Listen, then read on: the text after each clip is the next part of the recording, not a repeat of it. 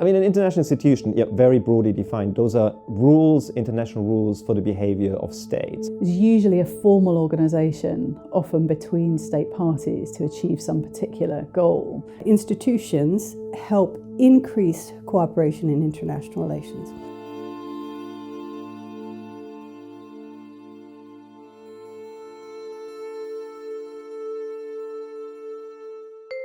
Well, I mean, states have tried to coordinate for very long periods of time. There were always rules of diplomacy, which could be seen as something like precursors of informal international institutions. But it's really only after the First World War and especially the Second World War that international organizations took off. Typically, it's because that it helps states to cooperate. There's an argument, a bit simplistic, but I think still has quite a lot of purchase, that as societies become more interconnected through a kind of globalised international politics, it's become more important to try to coordinate and signal to deal with collective action problems. We're going into an ever globalized world, and this creates some externalities. Many issues in international affairs that require the cooperation of states, either to solve problems that states can't solve individually, such as environmental problems. No one state alone can deal with pollution, because even if I'm Italy and I stop polluting 100%, I will still have to deal with the pollution that everyone else put in place. So you create an institution to tackle this problem because you need coordination among the action of all the states.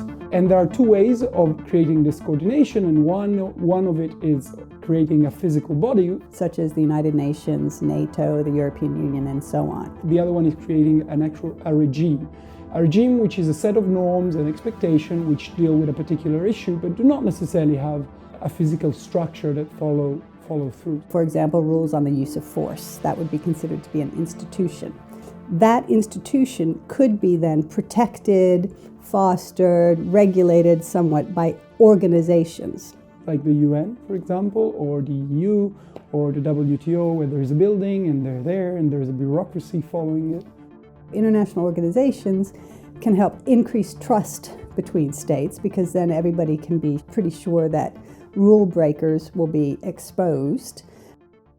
The question is also, why do states actually play by those rules? And one easy explanation is, well, they play by the rules if they think those rules are beneficial to them. But in other areas, it's not entirely clear that it's always beneficial to them. So why do states actually more often than not still play by those rules? I think we also have to be very careful to think about sort of ethics and normative principles always as something that everybody might think of as good. Those rules might not be what everybody agrees on, that it's fair or normatively desirable.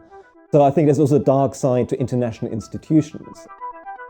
The institution that I work on most is the International Criminal Court, which I think is a fascinating institution. Not least it brings in international law.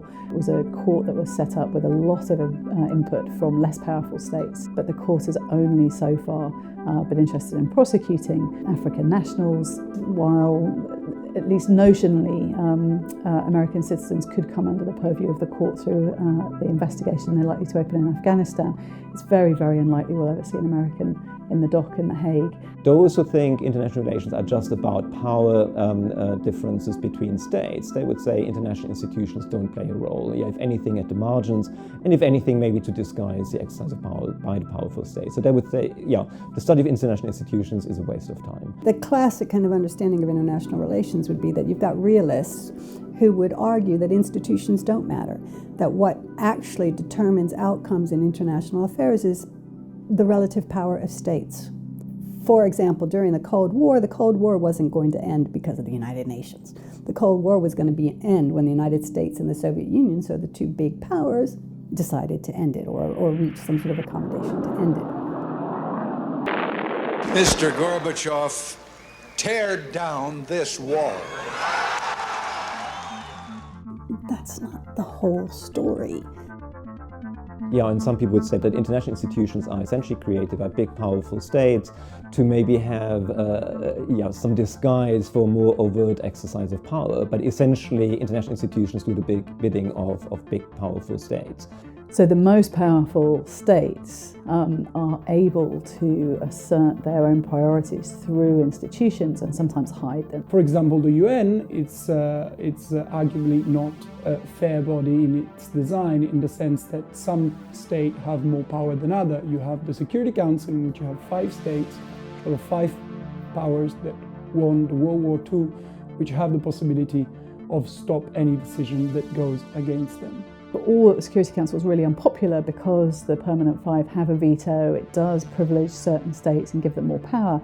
Actually, it also enables international relations to continue to run, even when there are really deep disagreements that are taking place among very powerful states. So it's not a good ethical solution to coordinating international affairs, but it's about the best option that we have at the moment. International institutions, they can't completely even out power differences. That's something that is there, but they can actually help to alleviate them. So in international organizations, the big states don't always get their way. Actually, when you look at outcomes, institutions, international organizations, international law can actually affect outcomes. It isn't just a pure power play between large states.